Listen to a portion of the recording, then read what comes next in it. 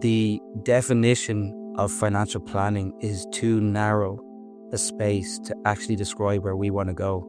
And what you've been talking about, Joe, and what we're trying to develop is effectively a whole new sector. And it's a little bit unsteady because I don't think anybody has broached this before. It's a combination of a number of areas. But I feel if we don't get this right, I just don't really see any other area out there within our own economy of people taking this on, because ultimately working as a financial planner is a love affair. And it's a love affair of care and compassion and empathy for the people we work with. So ultimately, there's no point in us delivering a message that, by the way, you've got $1 million in your pension, congratulations, but I'm really sorry to hear you now have type 2 diabetes. You've got high blood pressure. You have cholesterol that's through the roof, and your quality of life is just going to be eroded over time.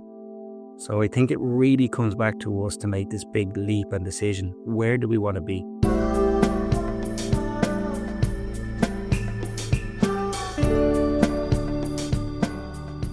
What does it mean to lead a second-generation financial advice firm? Not just by carrying forward a family name, but by evolving its purpose. In this episode, I speak with Mark Hedderman, a CFP professional, CEO of Hedderman Financial Solutions, and president of the LIA, Ireland's leading financial services education body. Mark's parents, Maurice and Sue, founded HFS in 2007. Today, Mark leads the business alongside his brothers. Sound familiar? Bringing a renewed vision to their family legacy, one that integrates financial structure with something far less tangible, but just as essential, well-being. Because Mark understands something that's often overlooked in financial advice, that money doesn't exist in a vacuum. It flows through our lives. It affects the decisions, stress levels, relationships, even our sense of self. And just as money can shape well-being, well-being also shapes how we use our money. It's kind of a circle. In this conversation, we explore how Mark is redefining what it means to be a trusted advisor by putting human well-being at the center of the financial planning process. So, Mark, we've had a bit of a conversation beforehand. I'm really excited, and I know that you are, about having this conversation today.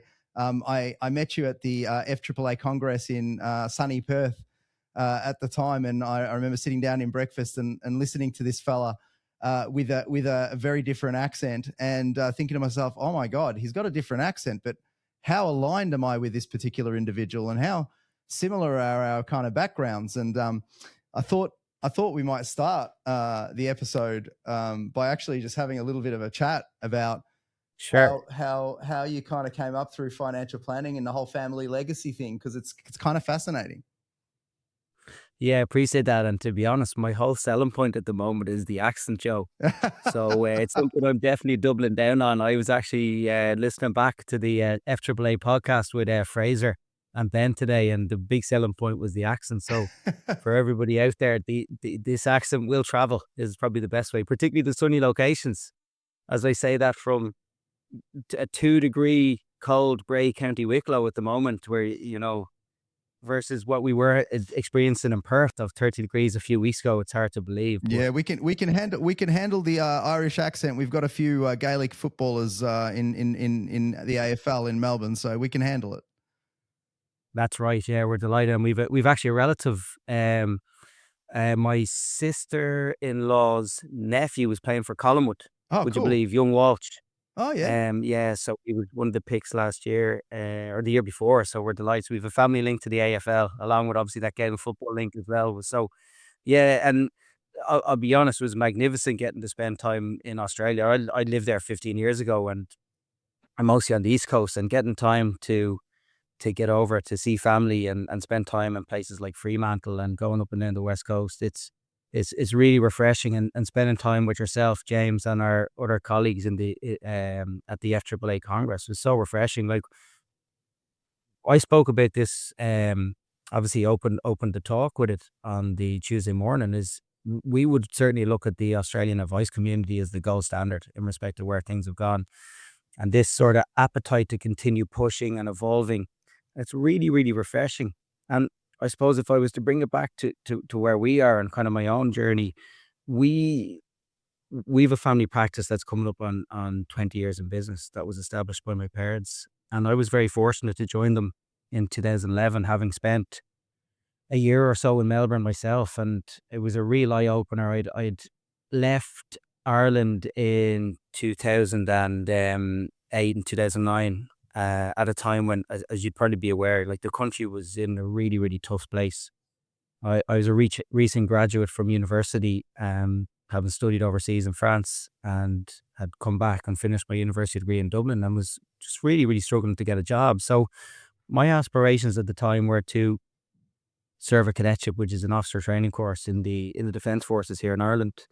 And my parents were somewhat concerned. They felt that I was maybe a little bit too tightly wrapped, and said, look, go out and join your friends in Australia. So I think my evolution to, first of all, joining the profession, but in 2011 when I arrived back from Australia, but finding my way back to Perth in the last month or so, I find it kind of really unique looking at that span of 14, 15 years as to how lost I was leaving Ireland, and what a positive impact Australia had on my life. The culture, the people, the freedom. As I said, I'm sitting in Bray here where I live at the moment, and obviously it's been pitch black from about 3:30 in the day. It's 2 degrees Celsius. So Ireland can be a very inhospitable place, and it's very difficult, particularly at this time of the year, to stay positive and motivated. And that was, I feel, even with us and my family having spent that month in Australia in October and through November, it's amazing just that vitamin D hit of how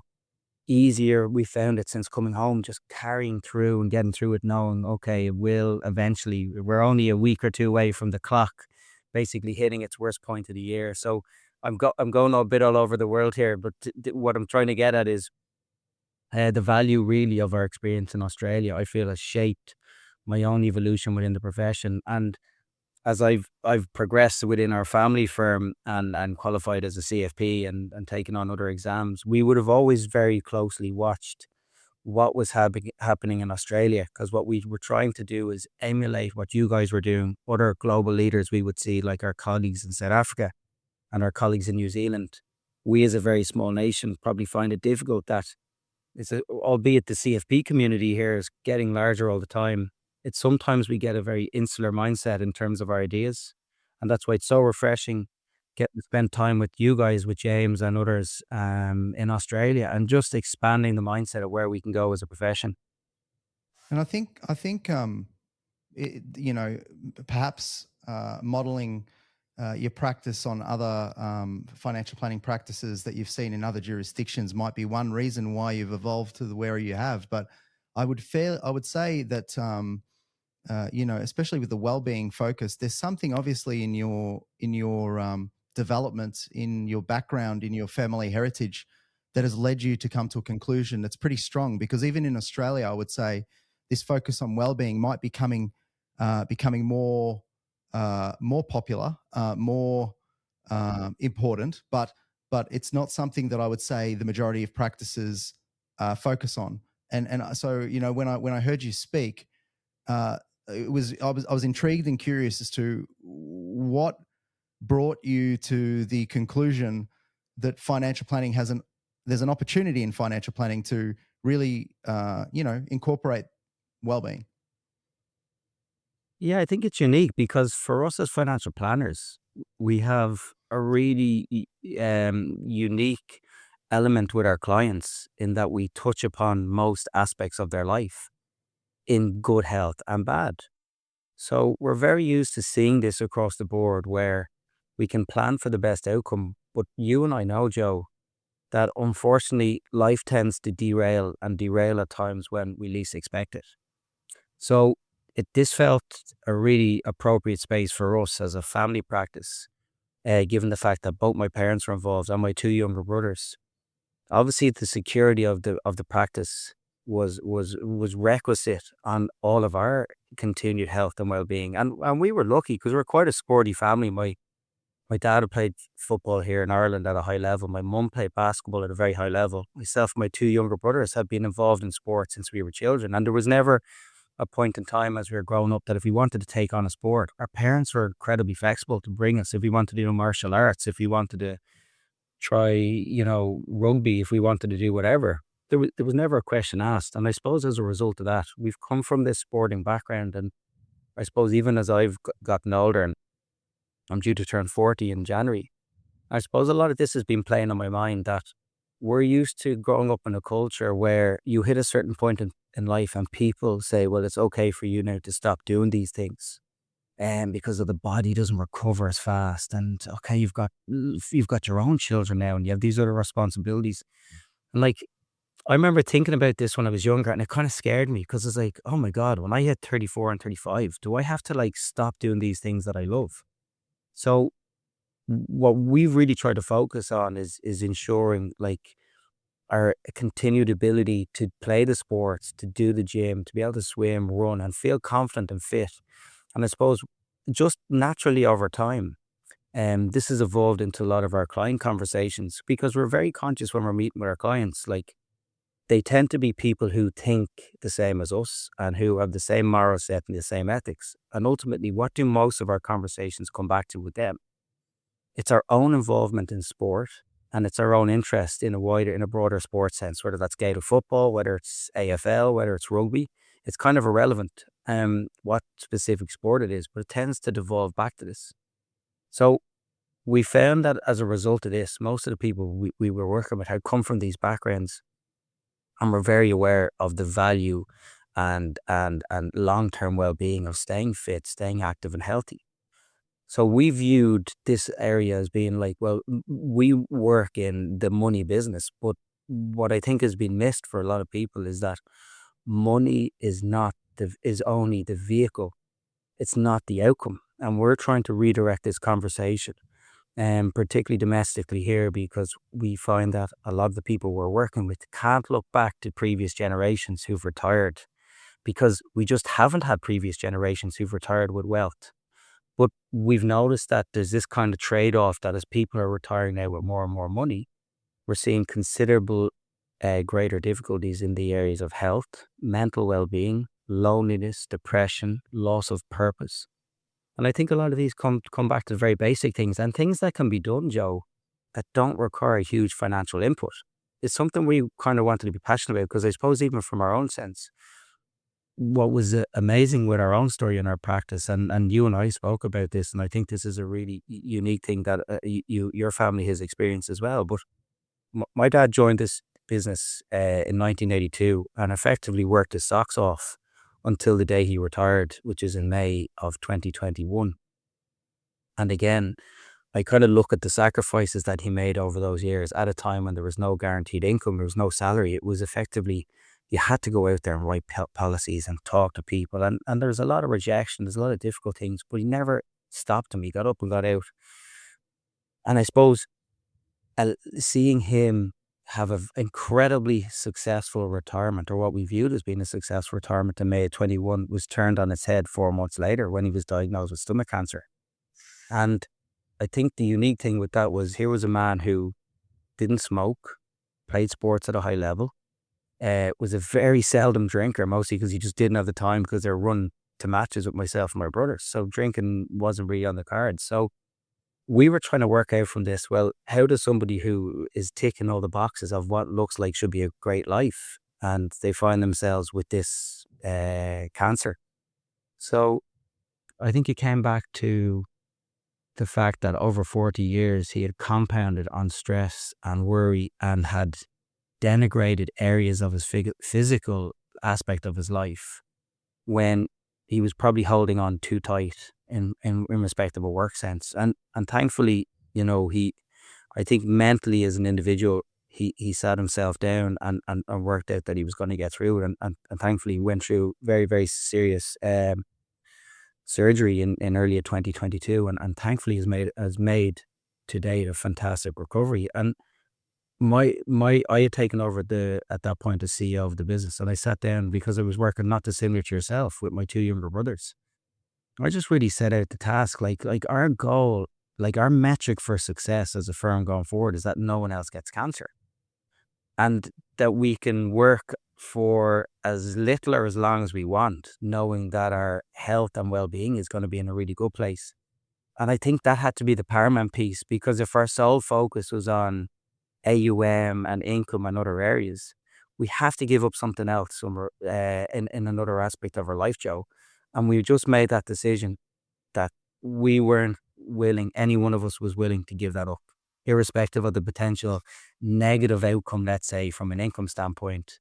We'd much rather have this sort of continued health and well-being rather than be worried about what's coming around the corner. So this is an incredibly resonant story. As you know, and as the some of the listeners might know, I've had a similar experience with my father. And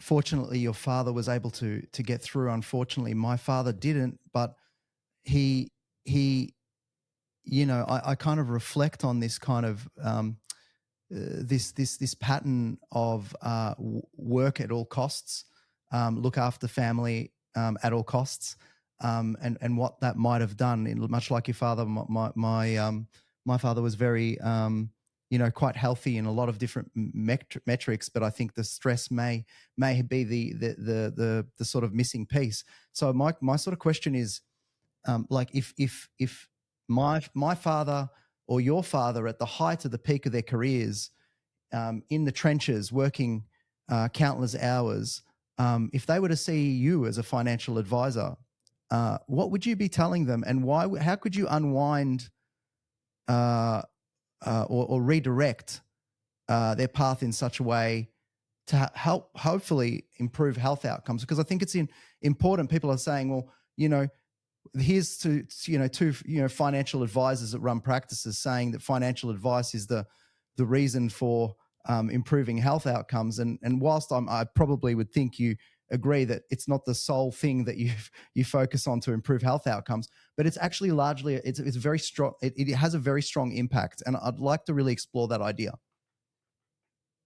Well, I think we're really lucky to be in a position that we're effectively standing on the shoulders of what of your dad built and what my dad built. So we're able to peer over a wall that they could only, aspirationally think that at someday they might be able to climb over.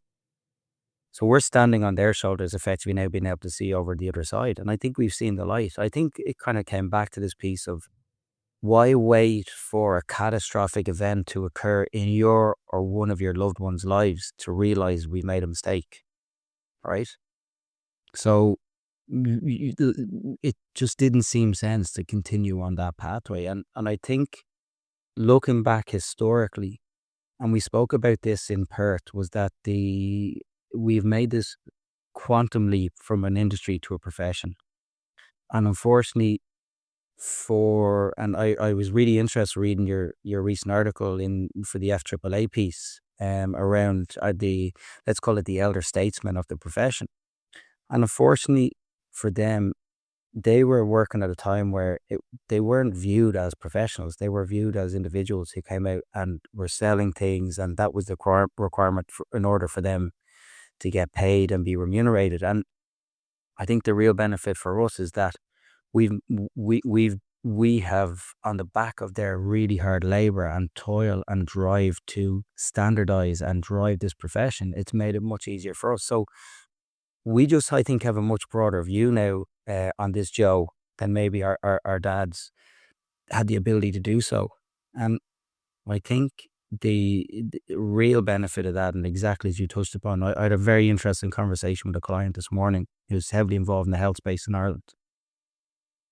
And we've a very top-heavy health budget in Ireland. It's per capita the highest in any country in Europe, yet our health system is still a total basket case. And as he said, 1% of our health budget at the moment each year is spent on preventative medication or preventative. It's all reactionary, right?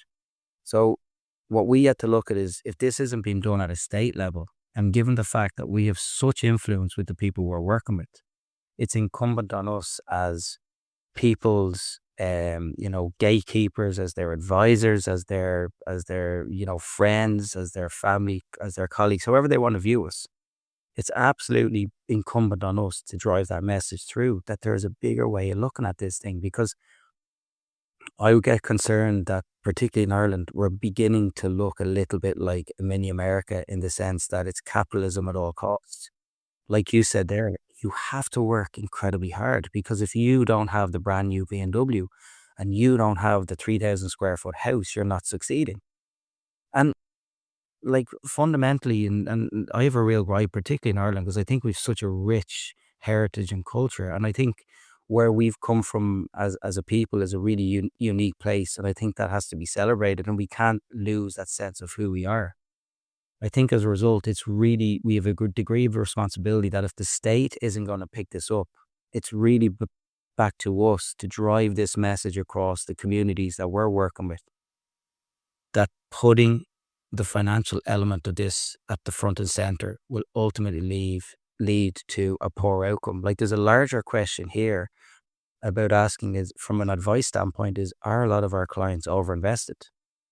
And by potentially them taking money out of various pension plans and investment plans that they have with us that we're being remunerated on, are we potentially putting them into a position where they're going to live longer, healthier, and better lives? I feel that the definition of financial planning is too narrow a space to actually describe where we want to go. And what you've been talking about, Joe, and what we're trying to develop is effectively a whole new sector. And it's a little bit unsteady because I don't think anybody has broached this before. It's a combination of a number of areas.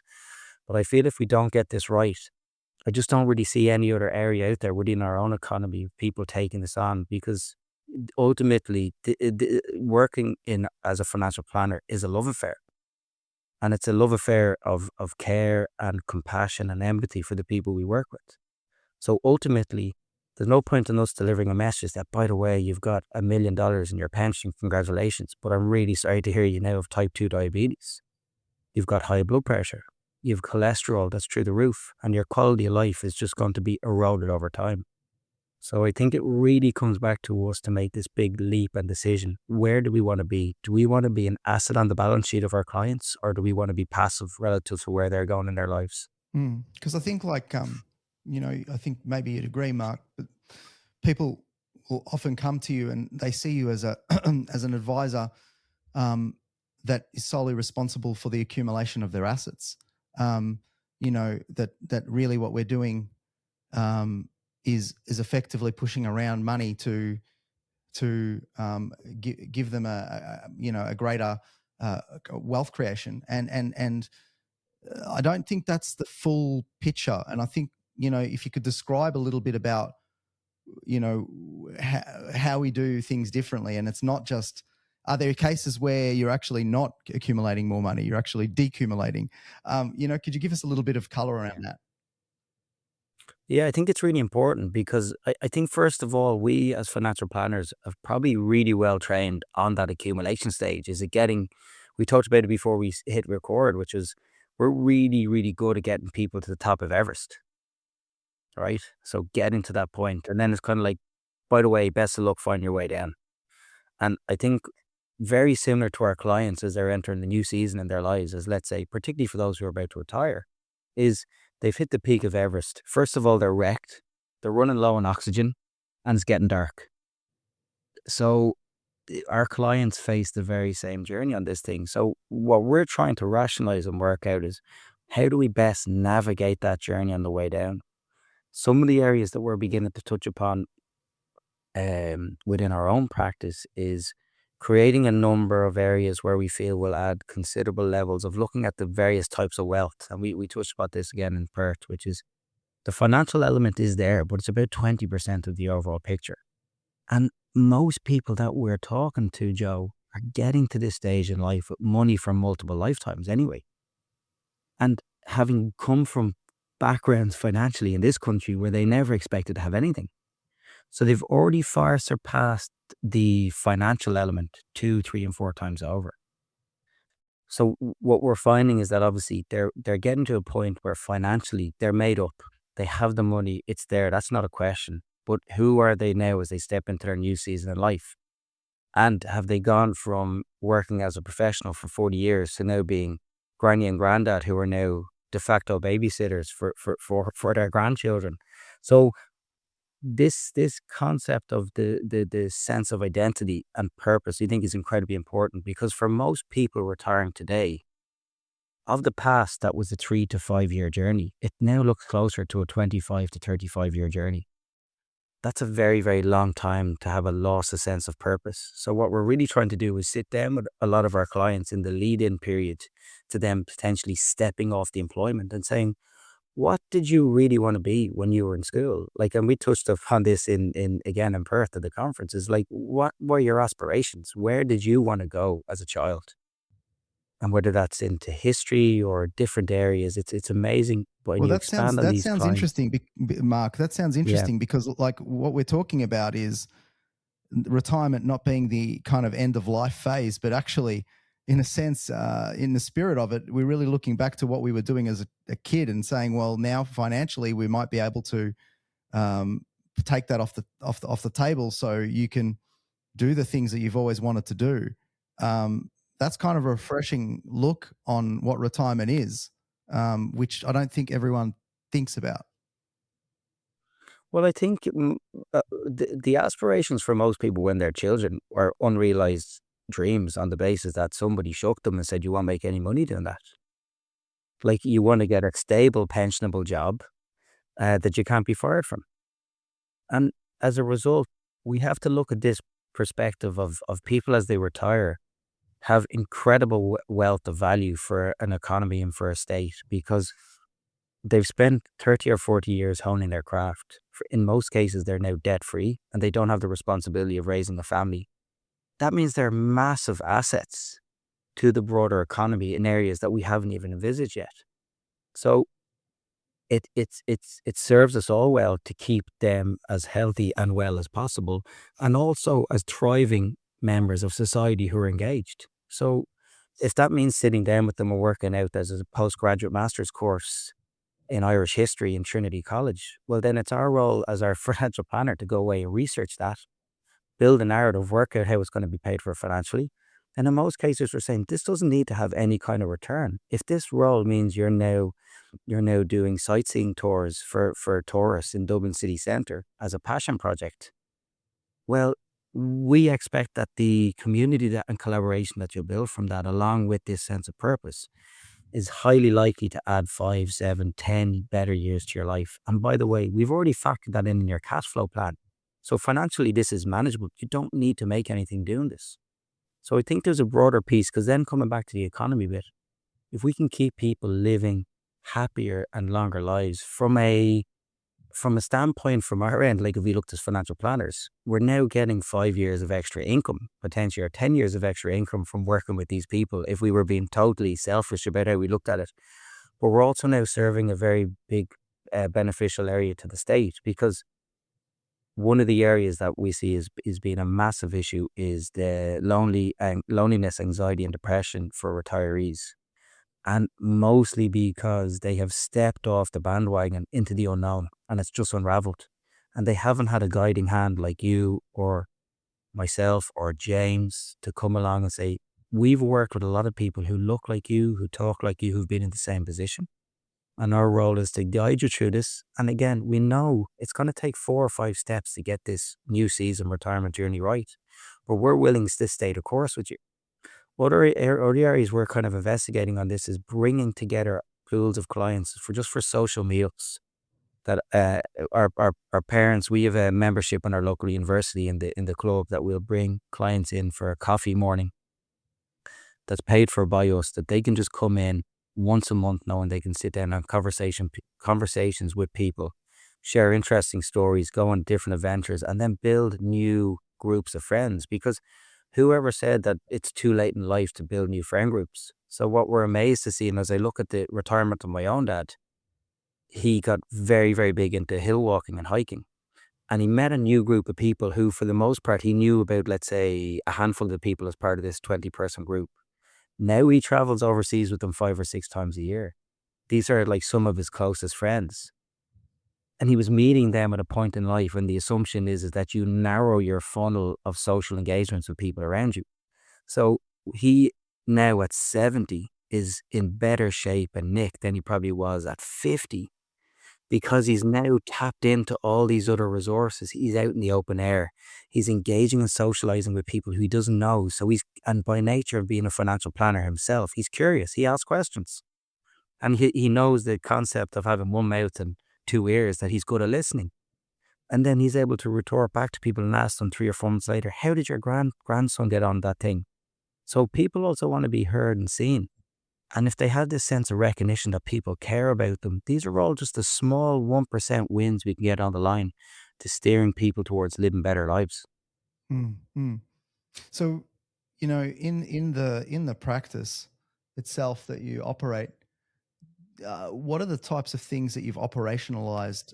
What are the initiatives that you've operationalized to be able to help people actually, I suppose, see money as a lever to pull to help them with their health and their well-being? I think it was getting around. We built a client service calendar that included running off-site events that we'd go into this university and spend time in there talking and meeting with them. Um, I think their assumption with this, and it's funny, the client I met with today, who's big in this space, didn't go to the first one because again, his assumption was that this is going to all relate back to numbers. And like he was like, to be frank, numbers just don't switch me on. And this guy is well, like it just isn't of interest. So we got into a very broad conversation, and we were talking about Sahil Bloom's book, The Five Types of Wealth, and he was talking about his own engagement that he deals in health and fitness, and his engagement across the Nordic countries, and how our cousins in places like Norway and Denmark and Sweden are just so advanced at this. They're so far ahead of us in Ireland. And what we've asked him to do as a client is say, like, you're a really good research element on this because you're seeing this from a whole other side. And not only are you seeing it, you're actively engaged in particularly in places like Denmark and Finland with these people. So our objective now is to sit down with him and mine information from him about how we can help steer the journey. We bring that in-house. I sit down with our operations manager and we also almost go away and build a model that we can then go out and present to our clients. And a lot of this is like, I think why people are open and engaged in this, Joe, is they don't feel that there's no hard sell or push this. We're not trying to sell them a new pension product. We're not trying to shift a life assurance policy. So the whole narrative has changed on this thing. And our real big push to the team, we've an offsite day tomorrow, and our big push really is about to 2026. How do we diminish the amount of time we spend talking about money in our meetings? How do we get that from the 80 back to the 20% rule? Because even for us, and I know you feel this as well. Like as I said, I'm hitting that landmark age myself of turning 40 in January. And like, do I really want to continue in this profession for another 20 years as per what it looked like previously? Or do I want to go on this journey with people like you and James and others and redevelop this thing and build it to like what I'm passionate and interested about and bring our clients on that journey? So one of the areas we're engaged in and what we're trying to do is we've brought in a health expert who's very advanced on medical research around blood testing for people as they reach the new season. And this is one of these blood tests that captures 400 or 500 data points and builds like it's I call it the medical equivalent of a financial plan that we will build. Really what we wanted to do with our clients is bring them on board and very softly engage in events where we have this individual there, practitioner. But rather than saying to them, now you go off and engage with him directly, we're going to build a model where we will cover the cost as a firm for those clients to go and see this medical practitioner and run the blood tests. We don't need to know the results. We don't need for them to come back and tell us that they got an A plus or that but if we can jump in and move into that preventative space, all the better. Now, here's the kicker. We know that these people are out in the world as well. And somebody might say to them in their golf club or when they're at a rugby match, ask them what they've been up to. And of course, they're going to say, we're never going to believe where I've just been. So we feel this is an unbelievable marketing opportunity as well to do something like this. But it does add a greater good. I feel we're such a curious profession that it'd be so selfish of us to retain all of this information and knowledge and not push it out there to the wider community. And all we have to do is we just have to get a handful of wins here. And wins for us are not monetary. My dad always had a great expression with this. If you look after people, the money will look after itself. So we have to ethically and morally follow through in the compass of what my mum and dad set up for this firm. Like you asked about earlier on, how do we carry this forward? like for the next from the previous generation. I think we have to turbocharge this message. The Yeah, money thing, it almost Mark feels unethical to continue to watch clients climb their the Mount Everest peak when all they ever needed to climb was a peak which was much lower. It just, to that point, like it just seems almost unethical to watch people almost unbeknownst to them suffer because we feel as an advice community that our sole responsibility is to just climb and climb and climb and climb. That's not right. That's incorrect. And it's quite binary and kind of narrow in its thinking. So I really love what it is you're advocating for here. I think it has to be like our form of a Hippocratic oath. That kind of way. I think that we have to be like, and trends like this, you don't need mass movements to get momentum on this either. Trends like this tend to come from very, very small communities, but people who are incredibly passionate and fundamentally believe that it's the right pathway. But what we also probably as a profession need to be wise to is a lot of the roles that we currently perform that are seen as value adds to clients are being eroded by the continuous drive of AI. So if we don't pivot our service proposition to human-led directives, we will be eaten alive by this thing. Because every AI program will eventually do a spreadsheet, right, Mark? A spreadsheet is not where you want to be, is not the secret sauce to a financial planning practice. The spreadsheet is not it. It's perhaps the design, the idea, the articulation, the mobilization of capital because you've created the motivation to do so through your clients. But the actual spreadsheeting itself or the investment offerings, that's not where your secret sauce is. No, I totally agree, and I think it's probably not so much even with these retiree clients. It's probably the next generation coming through, Yeah. and that's why we need to have areas that switch them on. So if they can come in and see, one of the areas that we're talking about doing as well, very heavily into 2026, is running family meetings, which is effectively taking these new season clients and offering them the potential to have their children sit in and be involved at meetings at a level that they want to know, to understand things like enduring power of attorney, wills, what does probate look like? What if somebody is incapacitated? Who has the keys to the kingdom? So who knows how to access things? How do we remove those unnecessary stresses in people's lives? I think the other area as well is also, we know a lot of that the next generation coming through are not engaging in advice.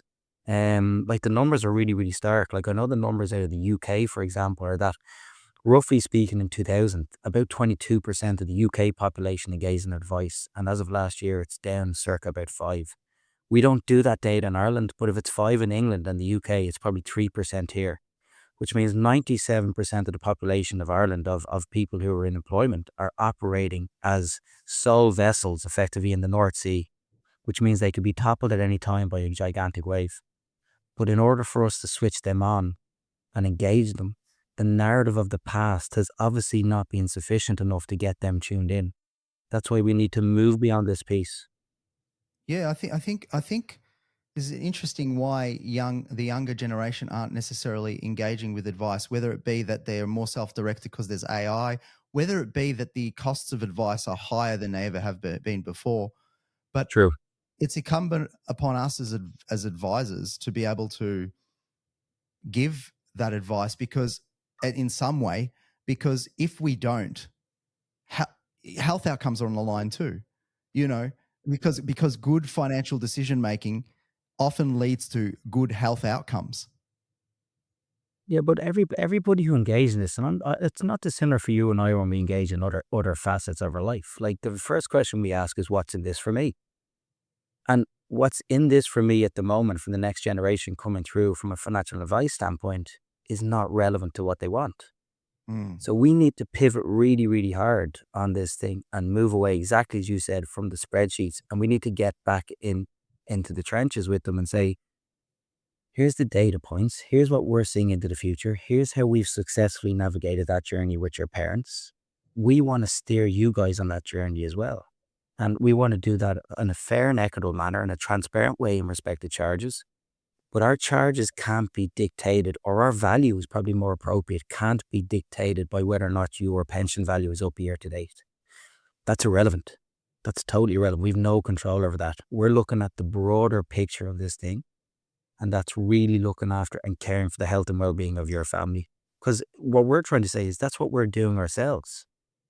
Like, that's what we're trying to do. I'm trying to do with my wife, my own two boys, is we're trying to have that journey.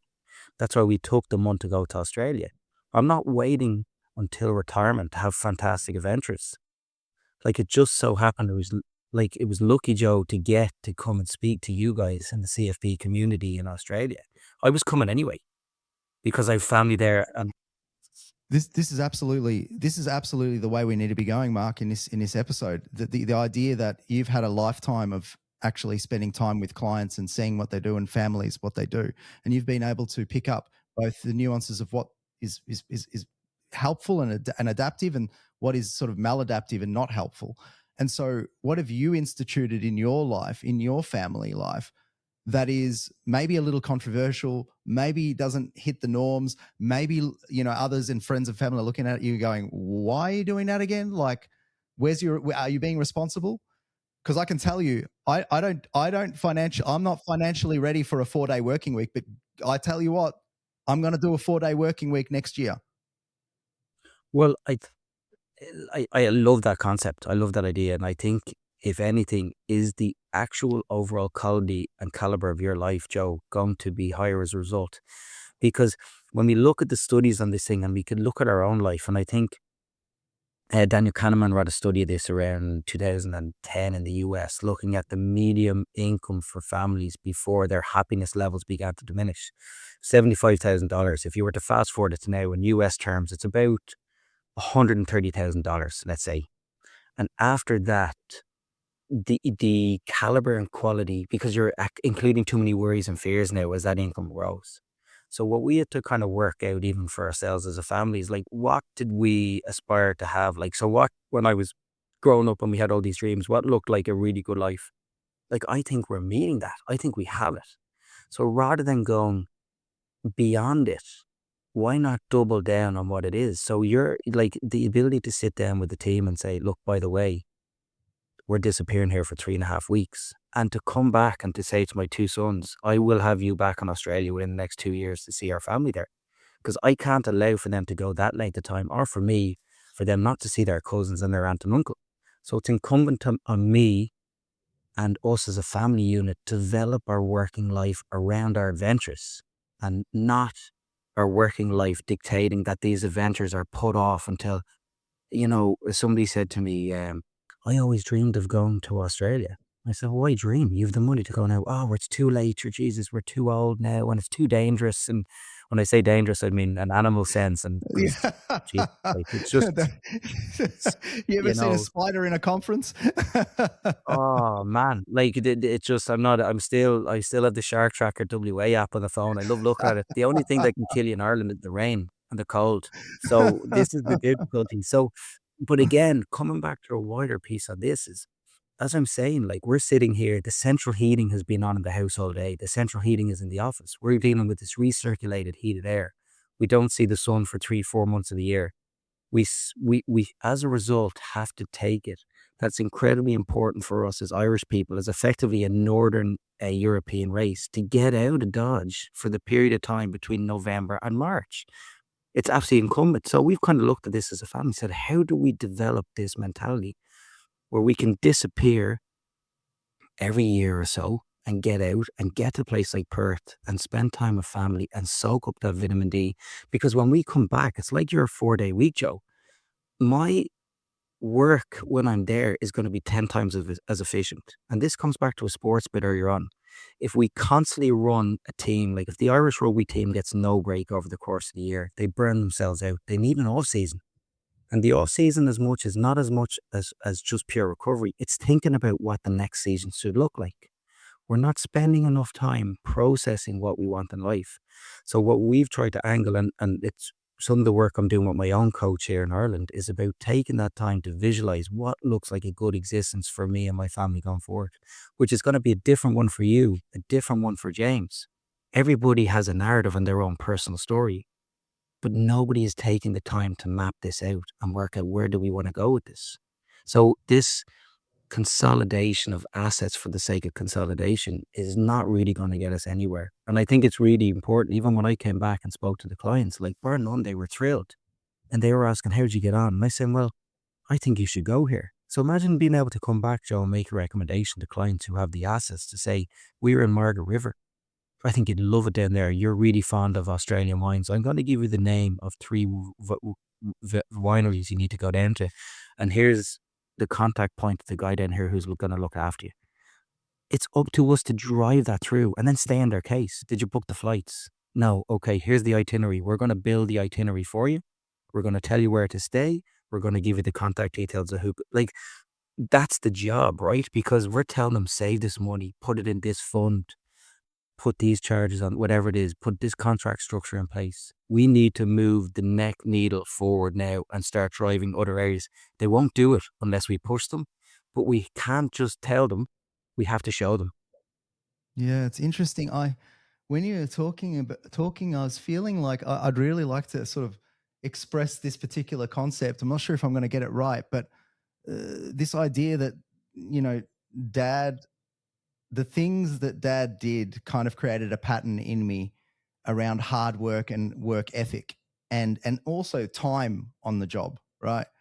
And those same things are the things that I've suggested and you've suggested were kind of the reasons for increasing an incremental stress and a lack of kind of balance. And yet having a 4-day working week, I'm battling this kind of idea of, am I shirking my responsibility? Should I be the 5-day, 6-day work week type person, 24/7? And I know intellectually and cognitively, I believe that makes no sense at all. But there's an emotional pattern that continues even in me that says, "Oh, is this the right decision? What would other people think?"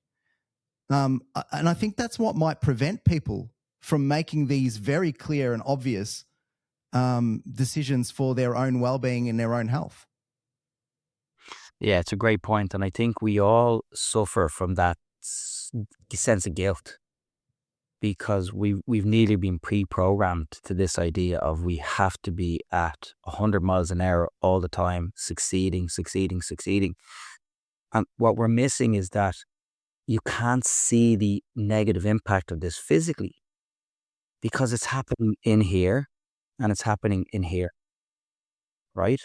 So if we continue to erode this and run the car until it hits empty, we're no use to anybody. One of the biggest responsibilities we have for the people we work with is we have to be on the pitch with them for multi-decades. So our clients expect us to see them through this new season in their life. And this new season is now 2 to 3 decades. I'm no use to them if I'm laid up in a hospital bed. And neither are you.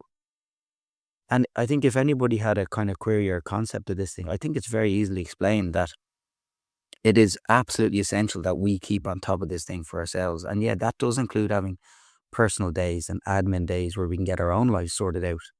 But it also means we need to have some adventures like this stuff as well. And we need to put ourselves in a position where we're going and learning. Like, so the biggest learn for me coming away was 3 or 4 bits that I picked up from spending time with you and others in Australia have been absolutely gold and have been game changing for us in our practice here in Ireland. But if I hadn't allocated the time to go and do that, Joe, I would have missed out on those bits. So I think sometimes the unexpected arrives when we least expect it, but we have to put ourselves in positions where this comes along. And I think we have to move past this point of guilt. Your practice of what you and James have built and what your dad crafted is going to be a success because the passion, because of the work commitment that you guys have and the honesty and ethical approach, right? But again, what sometimes we have to do is in order to take that up another 5%, we have to totally disengage from the business. We have to get out of Dodge and we have to go to a totally new environment and rediscover ourselves and come back fitter, stronger, with a better tan, with full of vitamin D and full of new ideas to say, okay, I've had an idea and we're kind of reminds me of a comedian, Mark, where comedians who end up becoming quite successful sometimes lose their touch with time because they're immersed in the comedy world rather than in the real world. So to be able to actually, or even artists, musical artists often say that I can't just keep writing and writing and writing and writing. I need to actually go and live my lived experience before I can go back and do the next thing. So it's this idea of compression and decompression, and giving yourself the space to be able to determine what the next thing actually is. That's really super important. I think it's hard until you've broken the mold on it, Joe. Yeah, Like, I can tell you off the back of this is the first time really in 14, 15 years where we'd actually taken time and gone away. And all it's done is give me an appetite to do it again. And I know that and that's not from a selfish standpoint. It's also like a creativity element. Like, I know, I know that by traveling more and spending more time away, when I am present and there, like, I'm going to be so much more valuable because my application of work now is to get me on the next adventure. So they go hand in hand with each other. I now have a purpose and a rationale because up until now, what are we really working for here? Like, is it that pot of gold at the end of the rainbow? And we know when we get to the end of the rainbow, the pot of gold isn't actually there. So we got to surf this wave while it's there, and we got to make sure we're doing it. Because if for some reason I'm incapacitated at some point in the future, at least I know my two boys can say, well, look at the memories we built over the course of that month in Perth. So while we still have the good of our health, because we don't know when it's going to be taken away from us. And this is the difference between that and the markets on investing of assets. Look at any 20-year timeline. You and I know the chances of losing money in a 20-year timeline is effectively zero. But we know a 20-year cycle of health, for the most part, is invisible erosion. that's true. And that's why it's so, like, this is why it's not to say the investment of the money is irrelevant, but it's no longer the bigger picture. And we really have to grasp this. We owe it to the people. We owe it to our countries. I know you're a passionate Australian. I'm a passionate Irishman. I owe it to the others in my local community to add this value. If the state isn't going to pick up the tab for this thing, then people like us who are in positions of influence need to go out and tell people we care about you. And this is how we feel we can help you guys and your family live better, more safer, more healthier lives. Yeah, absolutely. Absolutely agree. When it comes to, the listeners today thinking about seeking financial advice or considering their own financial advisors and what's happening, what sort of selection criteria would you apply when it comes to looking for a good advice practice, and what should their focuses be, and how do you find a financial advisor that has a focus on these broader concepts?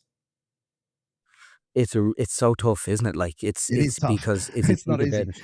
it, like, we actually started asking clients recently, like, how they feel before they come in to see us, because we weren't really getting that as a metric. And they're like nervous, worried. And we're like, wow, like, why are they nervous? Like, their fund values are up like 20% or whatever, like, they're flying. And it's because of this sense of the unknown, Joe. And I think this is really, really important that, anybody making that assessment or having an initial conversation is you need to rationalize how much time you're being given to talk and tell your story. And I think if you're not being asked really high quality questions by your advisor about where you've come from, about what your family experiences are, about the personal circumstances in your own health journey and the wider health journey and the path that you want to go on, I think that has to be a red flag, because consumers and clients need to work with people who care about them first and the money second. And I think if those boxes aren't being ticked, you need to be able to get up and say, really appreciate your time, but maybe this isn't for us. And we as advisors need to shift the narrative of the conversation that we're having with our clients. We tend to think that clients come in and they have a need and our job is to solve the need. Our job is not to solve the need. Their immediate need tends to not be the issue. We need to be able to get deeper on this thing, and we need to deconstruct what their underlying thought process of what we do is straight away. And we need to steer them back towards leading this better life and ask them the right questions. And we then as planners know as well, if somebody doesn't want to engage in that piece and they just have this other need, that's absolutely fine. But I think it's so, so important that relationships, trust and care are at the forefront. And if you're not feeling that as part of a conversation, then I don't think it's something that people should be engaging with on an ongoing basis. Yeah, that makes a lot of sense. I think the idea of, seeing an advisor who's basically a what have you got and where do I put it type advisor, Yeah. is the way Yeah. I put that, is exactly the opposite approach. And in fact, I imagine some Australians, or the Irish out there might go to an advisor thinking to themselves, well, if they're not going to talk to me about the money or as much about the money, then they must not know what they're doing with the money. But in actual fact, they know exactly what they're doing with the money. They just know that there is a deeper meaning to that money, and they'll be more intentional with their strategies if they actually understand you as an individual, your family, and what you want to be into the future. Without that detail, without that color, and without you feeling a little uncomfortable in meetings where they're like, why are they asking me that question? That's a bit interesting. Without that, then I just don't think you're in the advice piece that we're talking about at the moment, the ideal advisors that we're talking about right now. Yeah, well, I mean, as I said earlier on, and mentioned ad nauseum in on stage in Perth, was money is not the outcome; it's only the vehicle, right? But we've come up in a profession where we were told that money is the be all and end all. It's the only thing that, and we need to hold on really tight here, and it's not. That's the thing, and that's why it's so important that we just drive this change and narrative. And again, these movements, Joe, tend to happen very organically on a small base from people who are very, very passionate about it before they others catch on to this. And what you're doing with your content is absolutely incredible because it's pushing in an uncomfortable space for people. But these are uncomfortable conversations we're going to start to have with people if we really truly want to be of value. Yes, that makes sense. Now, I know that I asked this question of all my guests during this season, and I'm curious about how you would answer this, given I feel like it's implied that you're probably doing this right now, but touch wood, you have many more years of great health, obviously, and I'll touch the wood here. But if you only had one good year, what would you do? Would you modify anything? How would you live your life? Yeah, like it's a super question and it's a difficult one. It is a But difficult one. I would like to think that the pathway that we're on as a family is that we're moving into a position that each year going forward, it's like we're doing that. So, like I said, what felt like a very difficult decision to come to Australia for such a prolonged period of time, looking back now, was such a no-brainer. And I think it's getting into a culture of saying yes rather than the immediate no because of all of these potential repercussions and issues. I think it's having the maturity to rationalize that none of us are promised tomorrow. And if we're not on the pitch, we have to think about the potential memories that we've left for others who've engaged with us. And it's just go out there and try and live it as well as possible. It's a very tough question. I feel we could sit here for another hour and try and break it down. But yeah, I think it's just about being, I think, in a constant state of gratitude of what you have and being in a position to be of service to others. Because we get twice back from giving to others than we will be receiving. And I just feel that if we can continue in that own methodology, that so much good will tend to come from that. That's amazing. It's a great answer, because often when you ask that question, it's a time to be selfish, but in actual fact, in the higher level of selfishness is to make sure that you're altruistic and you do get the payoff from looking after others. And I think that's what you've embodied through the practice that you have. And it's why I'm super keen offline to share and collaborate with you, and our respective practices, because there's a lot to learn from each other. And I think we're very much on the same trajectory, and it's why I've run this podcast. And it's people like you that make me feel confident about the future and confident about the podcast, that it's actually on the right path. And so my instincts were to contact you and have a conversation with you at the FAAA Congress at the end of your great presentation. My instincts were correct, very aligned, and I've really appreciated this discussion, Mark. It's been amazing. Joe, thanks so much. Like it genuinely, I'm humbled, and it's such a privilege, as I said, even getting a chance to meet with yourself and James. And any value that I brought to that conference has been trebled from the value that I've received from you and our unbelievably collaborative and kind and sharing colleagues out of Australia. As I said, this is why this journey is so exciting, and that the ceiling height on this is really dictated by where we want to set it. And exactly just as you mentioned there, and I mentioned it again on stage, was we may have different accents, we may operate in different tax codes, and one of us may run the risk of being eaten by a shark, whereas the other probably doesn't have that risk.